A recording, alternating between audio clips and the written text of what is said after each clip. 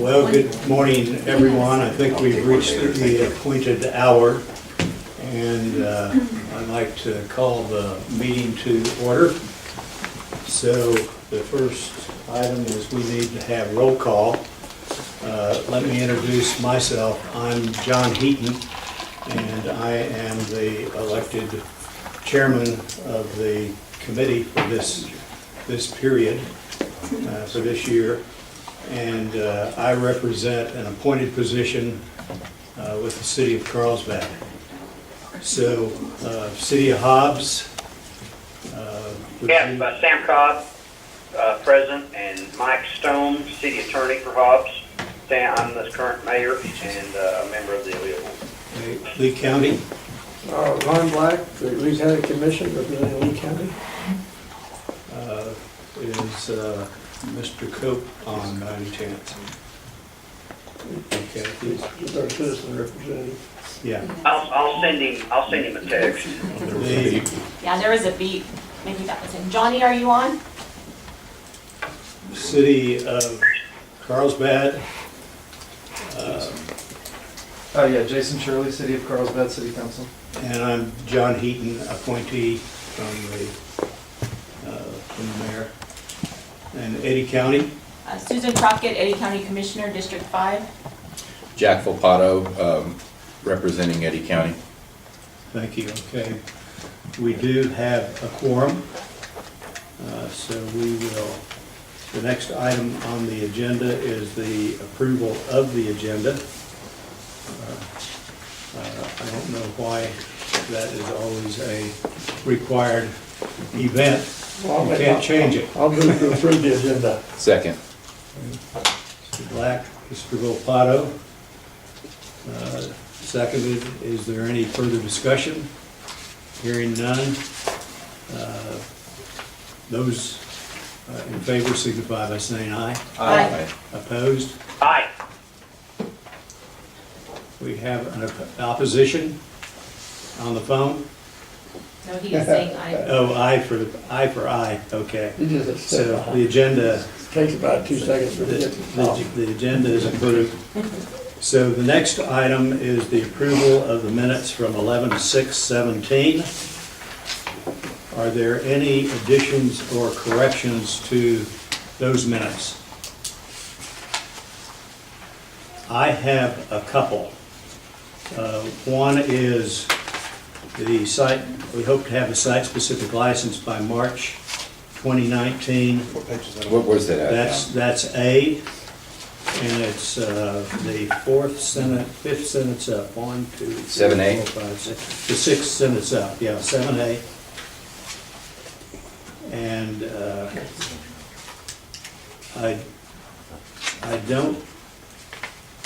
I think that should be 2020.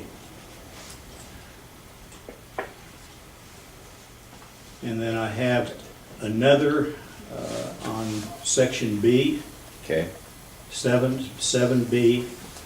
I think it's a typo, approve an in-room storage, it's an interim storage, INTERIM.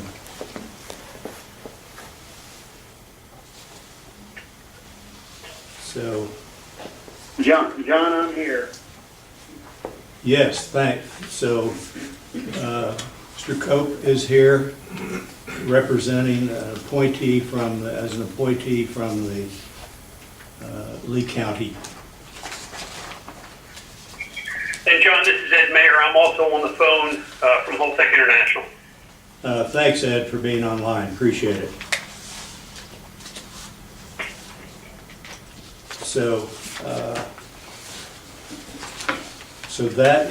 those are the two recommendations I have for, the amendments I have to the minutes. So, Mr. Chairman, I move approval of the minutes from 11/6/2017 with said changes. okay, so I'll second that. we've got a motion and a second with the two changes. Is there any other further discussion about the minutes? Hearing none. Those in favor signify by saying aye. Aye. Aye. Those opposed? Are there any abstentions? Yes, I wasn't present, so. Okay, we have Volpato abstains, having not been at the meeting. So with that, the minutes are adopted. So the next item on the agenda is the approval of the OMA resolution, which is in your packet. Are there any, I'd entertain a motion to adopt the OMA presentation. I move to adopt the Open Meetings Act requirements. Is there a second? Second. Motion and a second. Discussion. This is the same one we usually approve, right? This has a couple of changes in it. One is, it's basically the same.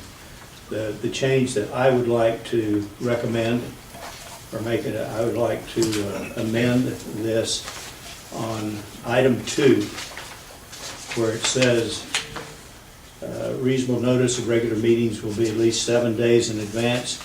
I would like to make that 72 hours, which is consistent with the OMA. That's the state version Conditions. requirements, yeah. Yes. Okay. So, Okay, I amend my motion with the suggested change. I second his amended Okay. motion. so the first item is to vote on the amended change.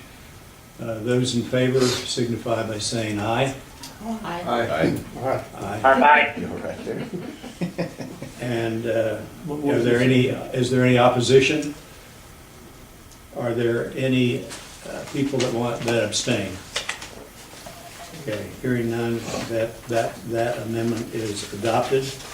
So we are now on the main motion to adopt the resolution. Is there any further discussion?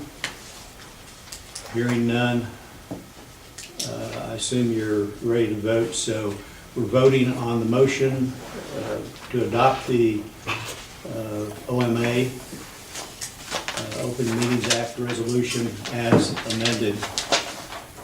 So those in favor signify by saying aye. Aye. Those opposed? Those that are abstaining? Hearing none, it's unanimous that it's adopted. I want to tell all the members that we need to sign this as individuals. And Do you have a signing copy for us to we have a pass around? signed copy, and your vote needs to be recorded as well. And so we will do that. All right. So, Chip, are you on? Yes, sir, I'm right here. Yep. I'm sorry. I'm actually here this morning. So, good. Thank you, Chairman. So the next item on the agenda is the financial report. Okay. So Chip, thank you for being here, appreciate it. Oh, you're welcome. If we look, I don't know if you have it in your packet or not. I know it was, It should be in everybody's packet. It's right after the Is Open it? Meetings Act. I've read them up now. If you look, we've actually had no change since the last meeting. No additional expenditures have come through, and no revenue at this time. Our normal revenue comes in around June, late May, early June. Cell tower. Yes. Okay. And I would anticipate over the course of the next month or so, we'll see the audit fee for the Axiom audit, and it'll be around $5,400. And then there'll probably be some expenses that Carlsbad Development Committee hits us with for advertising and those kinds of things, that I would expect those to come through before the end of the year. Other than that, that's my report. Any questions about the financial report from anyone? Hearing none, the next item on the agenda is the accounts payable approval. There is none at this time. Okay, the two that are listed on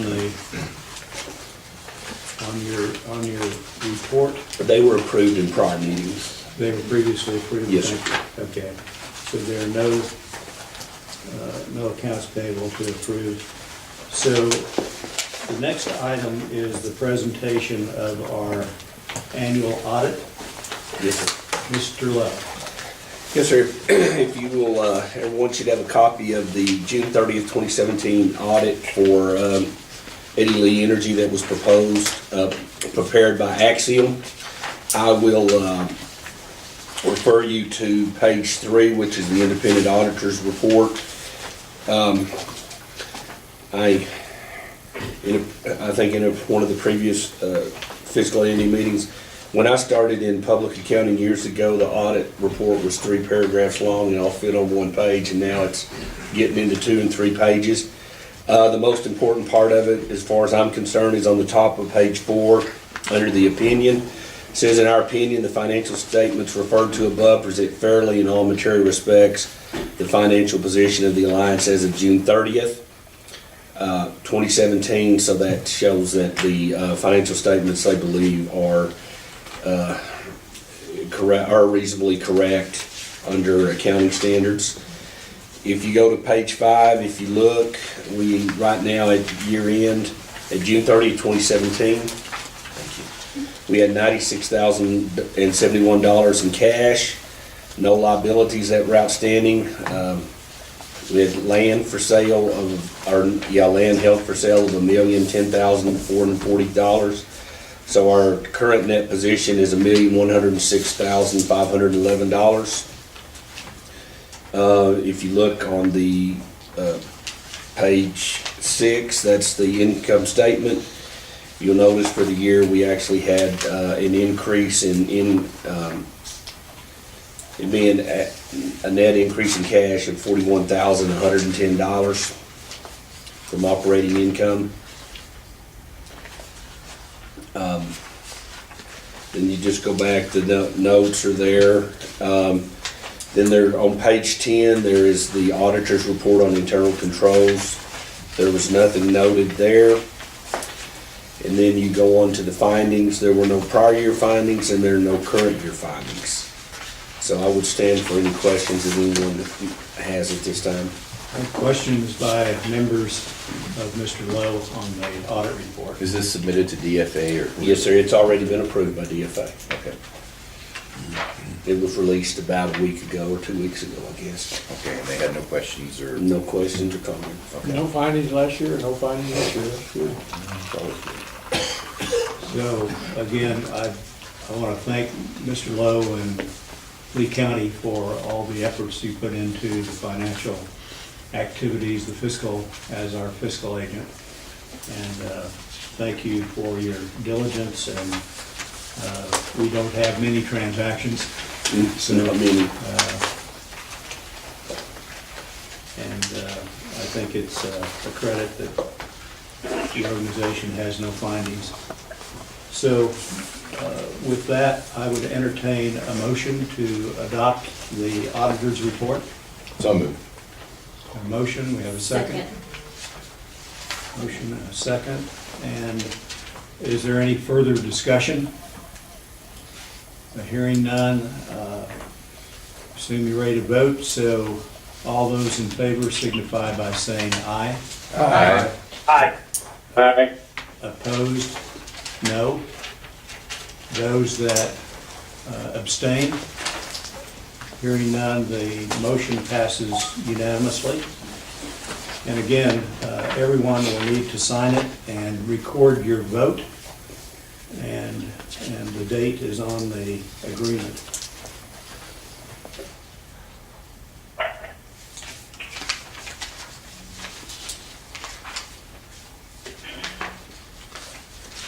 Where would that be, John? So, He's passing it around. I'm You're passing around, okay. pass the other around for Okay. people to sign.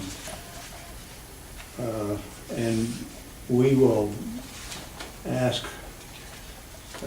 Mr. Commissioner Black if he would take that back and have the 2 people from Lee County please sign it. And then forward it back for our records, if you would you kindly do I that? will be happy to do that. And have that signed, and then if you want to scan it, and give it to Mr. Lowe, after they sign it. You know, we don't have enough places for the sign. Well, they're gonna have to. Just write it. Just write I'm it just down. gonna have to scribble a line on there. Okay, so the next item on the agenda is the selection of our auditor for this fiscal year, which is 2018. And so I'm going to turn it over to Mr. Lowe. Okay, as I think everyone knows, Axiom has actually turned out, the state auditors changed the rules. Now we have, I believe we have 6 years. Under procurement standards, we don't have to go out for RFP. This is a small enough procurement, we don't even really have to go out and seek bids on it. Scott Northam, he is currently doing the audit for Lee County Solid Waste Authority and also for Lee County Communications Authority. I've known Scott for about, 10 years now. We worked together we worked together in Texas too. He was an auditor with a firm over there, so we're well acquainted with each other. He does good work. He's a native of Lovington. His practice is in Ruidosa now. And I talked to him. It makes a lot of sense for him to come in. He can come in for a week or so to Lovington and get all of this work done right there in the office. And he is coming in at a little lower price than what Axiom had last year. And I would recommend that the board selects Scott to be the auditor for. And he did include options for the next 2 years. I would recommend that we select him to do this for us. So let me entertain a motion first to adopt this, and then we'll have discussion. Unless people on the board would like to ask Mr. Lowe questions right now. This is Sam Cobb. I move that we adopt Mr. Lowe's recommendation. Okay, we have a motion. Is there a second? I'll second that. Mr. Black seconds. Mr. Lowe, what have we been, I know it was what, we were paying 55? Yeah, I think it was, Axiom's was 5,000 plus GRT, and then Scott bid for this year, and then option for the next 2 years, he bid in at 4,500 plus GRT. Okay. Just a comment, he has a very good reputation and has discovered some things that I think He would rather not have. I'd probably rather not have, but I think it's a tribute to his diligence and how he does audits. So with that, if there are no other comments or questions, we've got a motion on the floor and we have a second. So we're now ready to vote. Those in favor signify by saying aye. Aye. Those opposed, no. Are there any abstentions? Hearing none, the vote is unanimous to adopt Scott Northam as our CPA for the next year, and then each year we will need to reapprove him if that's what if that's what we wish to do. Mr. So, Chairman, this is a question for Chip. What are the new accounting, I've been a little bit out of the accounting business for a while, so what are the new limitations for our auditors? It's 6 years now. So we can approve them for 1 year, every year we can approve them up to 6 years, and then we have to term them out and go out for somebody else. Normally, we'll be notified by the state that they're gonna term our auditor out. We have a new state auditor right now. He hasn't changed any of the rules yet. I think they just released, or in the process of releasing new state audit rules, so we don't know what the changes are as of yet. Then, of course, we have I believe we're gonna have elections for new state auditor next year. There's several people in the mix. We don't know. Mr. Keller took all the top key people to Albuquerque with him. So now we're gonna deal with a whole new group of folks, and we're kind of curious to see what's gonna come out of that as we go down the road. I would like to see them be a little bit more, give us a little bit more breathing room on the materiality on some things than they have in the past, but we'll just have to wait and see. Well, it's always hard to find somebody who wants to do governmental auditing work. There's not that many firms out there that even want to take it on. I know when I was on the county, we had to go find them. They didn't come looking for us. It was very tough. Okay, thank you for your comments.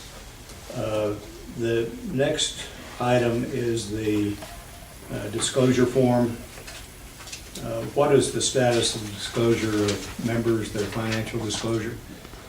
I believe right now I have everyone except for yours. You didn't get one? My office was supposed to email it Monday, I believe. Okay, let me go back and check. I may need to go back through Okay. my, If you did get it, let me know. okay. Okay, so if you'll re-email that or check and communicate. Okay, I'll go back and check, because I don't, Okay, it may have come through and I didn't pick it up okay, for the name. okay. Okay, so the next item on the agenda is for Chip as well, and what the status is of the IPRA request. We have, at this point, I believe that we have delivered all the minutes for the meetings back to about 2010. Prior to that, that's still in question. We've provided I think the original JPA, the updated JPA, the articles of organization. Now, those may have been amended, and I'm not sure about that. I've provided all the contracts with Holtec that I have. I've provided the contract on the cell tower, the easements that have been perfected out there. I have provided the audits and tax returns. You should have got those last night, going all the way back to 2010, I believe.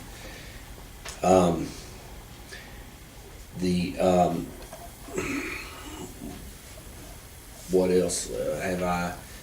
And then, of course, other financial reports that I know that have been presented to the board at times. And I believe that's it at this point. Okay. All right. Thank you for that report. Are there questions by members? Okay, thank you again, Chip, for everything that you do, and I know this has been an extraordinarily time-consuming event for all of us, and probably will continue to be for a short period of time. But at any rate, thank you for all your effort in that regard. And I know you've got other responsibilities, but this is more or less first on the agenda, so thank you. The next item on the agenda is a status presentation of the web page. At our last meeting, we had a discussion about creating a web page. We are? Sure. We have, actually, it was pretty difficult to get together with anybody over the holiday period, but we have a meeting scheduled with Steve, myself, Jeff Campbell of our staff, who's our technical guru, as well as Amy and Caitlin from Holtec. We're going to be meeting on the skeleton of the structure, what we want it to be able to do, what's out there as far as the budget goes and everything else. As you know, I reported last time, our website, I guess there's no other way to describe it, it's an Edsel. It's old, it doesn't hold very much. It'll actually hold only 5 pages worth of data. It's an old GoDaddy site, and unfortunately that, while that worked early on when there wasn't a lot of action, we've got a lot more material that needs to go on it now. So we're hopeful to have a framework by the end of this month, and that will be something that we can bring to the board here. You can look at it, see if that's something that will meet your needs. If it is, we'll go forward with recommendations. There are a number of companies out there that produce websites for governmental entities. As all of you know, we've been looking at the ones that have been providing that service to Lea and Eddy County, Carlsbad and Hobbs, in addition to a couple of others that are out there.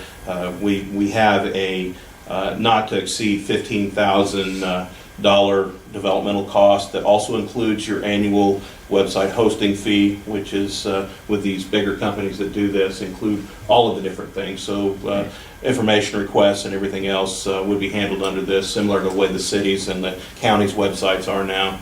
It would be fully functional, and it would have the ability to add larger technical documents, which, as you know, right now cannot be put on our site because of the space that it gobbles So up. we'll basically issue an RFI or an RFP out to get these services? Whatever is the request of the board, my hope is that it's under the cost, but if it's not, we'll have to go through the procurement code, and we'll work with Chip on Okay. doing that. We have a limit on professional services of 60,000. Yeah.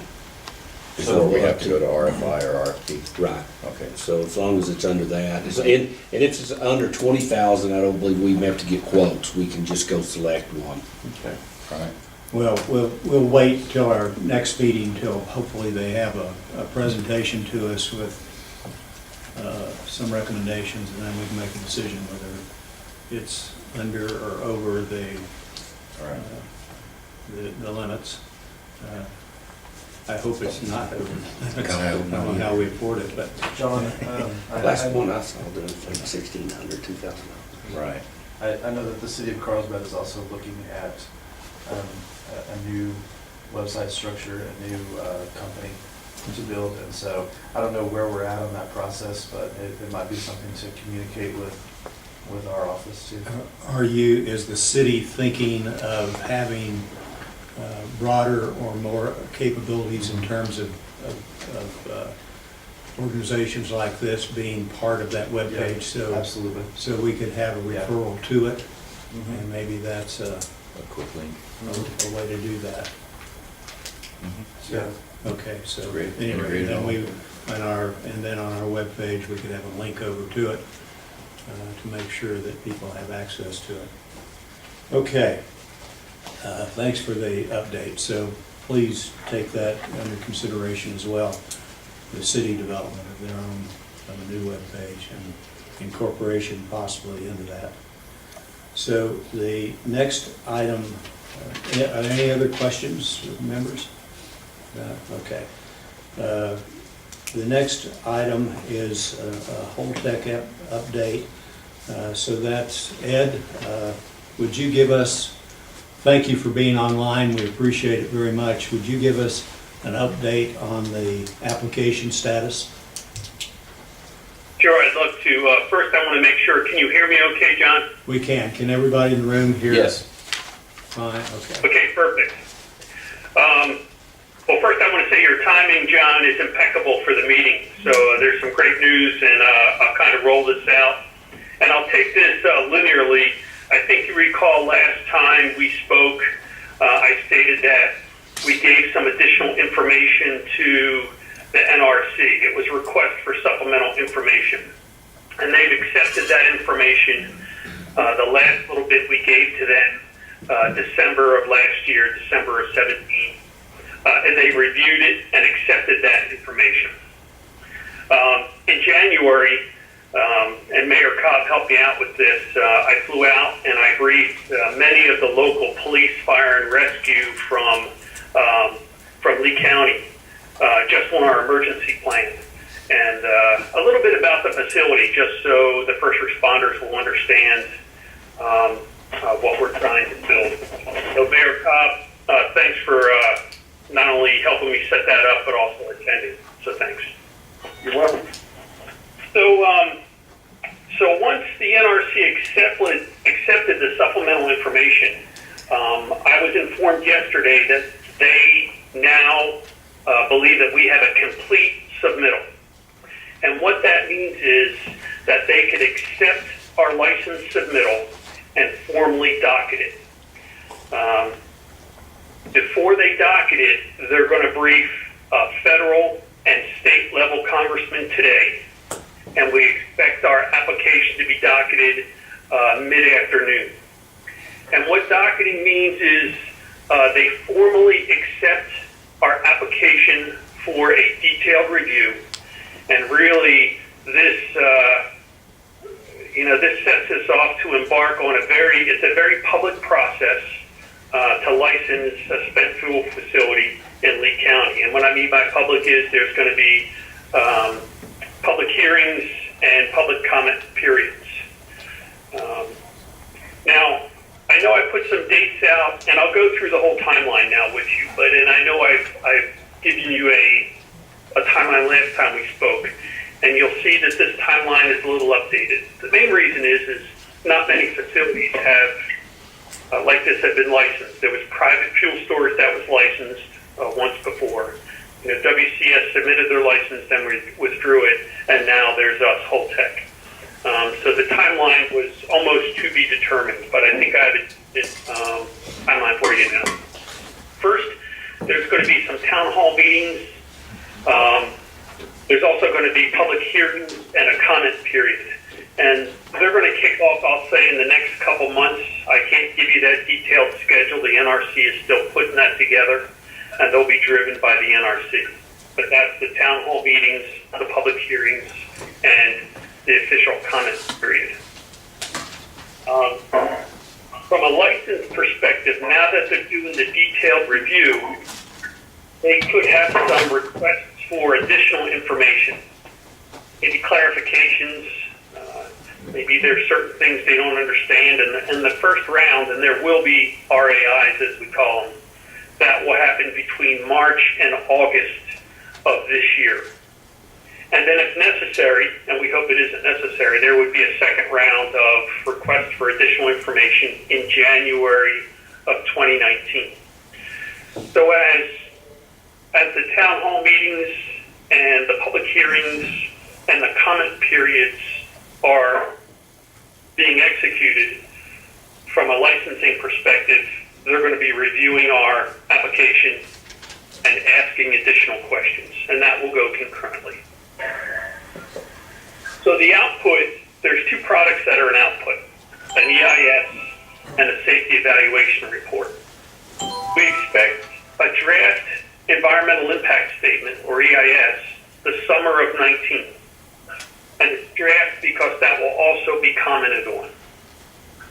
Then we would expect the safety evaluation report, which is the SIR for the facility, the fall of 19. So that's the safety evaluation report for the facility, the fall of 19. And then the final environmental impact statement in the summer of 20.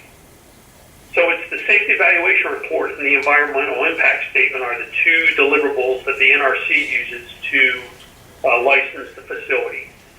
So the EIS being the long pole in the tent, the summer of 2020, we would expect the decision for licensing following the final EIS. So kind of in summary, our license submittal will be docketed this afternoon. And the NRC will put out a schedule for town hall meetings, public hearings, and comment period for environmental impact. And then they're going to do a detailed review. We're going to give them questions, requests for additional information, March through this August. And then we expect the draft EIS, summer of 19, the safety evaluation report, the fall of 19, and the final environmental impact statement, the summer of 20. So that concludes my brief. I don't know if, John, if you have any questions. Any questions of Ed? So, good news, it's being accepted and gets into the system, gets in the process. It becomes very public at that point. And there are a lot of hearings. And I think the first hearing that will go on will be a scoping hearing publicly for additional requests that people have to add into the safety analysis review. And so I think that would be probably the first step, and I guess that would go on probably in a couple of months from now. Yes, that's correct, John. That's the tentative schedule. It's not formal or public yet, so I wanted to wait till the NRC, puts that out. But it starts in a couple months. Yeah, okay, so then it moves through the process, a lot of hearings and activity. So from my perspective, what I've done in the last couple of months, we've been pretty dormant. We've been waiting for the NRC and for the information that goes into the application and completion of that. And the only two things that I've been involved in is I've spoken to the League of Women's Voters, and I've also spoken to the Institute for Nuclear Materials Management. That sounds like a pretty sophisticated group. It is. It was made up mainly of scientists, physicists, that group, and over my head with some of the questions. But at any rate, it was I think a well-received presentation. So those are the couple of things that I've been involved in since the last meeting. Ed, can you give us your interpretation from Holtec's perspective of your considered outreach program? We've talked about it over and over again. I think that we've just had discussions about it. Could you give us an update from Holtec's perspective of the outreach program? I think we were all more or less waiting for some docketing event to occur with the NRC. You get too far ahead of these things, and sometimes everybody's forgotten about the outreach prior to getting to the end of these very long licensing processes that occur in the nuclear industry. And right, and that's exactly right, John. We really wanted to wait until we were near docketing or at docketing, so we didn't start too early. But our plan is that we would have a member of Holtec, myself, a subject matter expert, a member of the Eddy Lea Energy Alliance.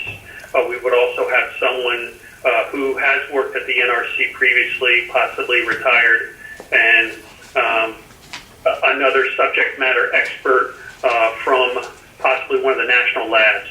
And we would go to the cities focusing in the southeast portion of the state, but move out to the whole state.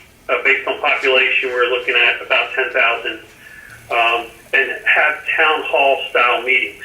Now that would also piggyback onto the NRC's town hall meetings. They're going to hold their own set, and we would also Holtec, and I would expect the Eddy Lea Energy Alliance to take part in those also, possibly not in an active manner at the USNRC town halls because they run those, but be there and be able to engage one-on-one with the local community, answering any questions they have. okay. So again, it'll be two-pronged: one, piggybacking on the NRC's town halls, and two, establishing a schedule to go out to cities focusing on southeast New Mexico and then moving out to the whole state. Okay, so that's all then going to be in the throes of getting formalized now. Yes, it is, John. Okay, thank you. All right, any questions of Ed? Hearing none, we have reached the point in the agenda for public comment. We allow 3 minutes for public comment for any of you that have signed up and wish to comment. And we would appreciate your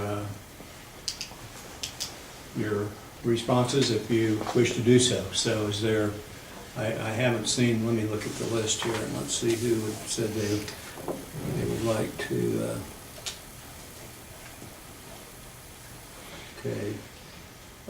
Nick, let's see who. Nick, I guess you're the only one that signed up to. No, there's one right there. Have I missed it?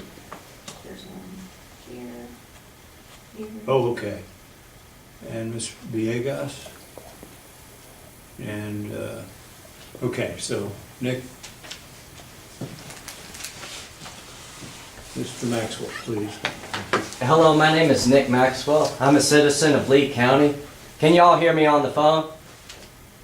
Yes, sir. Excellent. I would like to address the board today regarding 3 of these sunshine items on your agenda.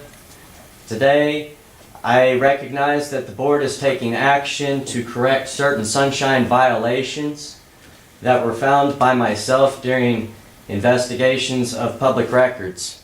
What we have is that the Open Meetings Act resolution required to be approved annually has not been approved for several years. We also additionally have IPA requests that have gone, in some cases, ignored.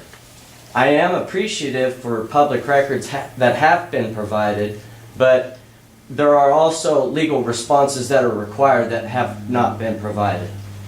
Finally, the Governmental Conduct Act and Financial Disclosures Act require certain disclosures to be on file since 2011 of public officers and employees of government bodies such as this one. I'm concerned that we don't have any of those on file. That concerns me. We've been taking official acts and conducting business that's going to involve bringing deadly, high-level nuclear waste to this area. I think the disorganization of this board has become apparent over the last 2 weeks. I, as a citizen, do not consent. I never consented. This has been touted as consent-based. I don't consent. I object. It's not my wish for there to be nuclear waste of this material coming down the rails to this area. Thank you for listening. Thank you for your comments. Let's see. We've got Villegas?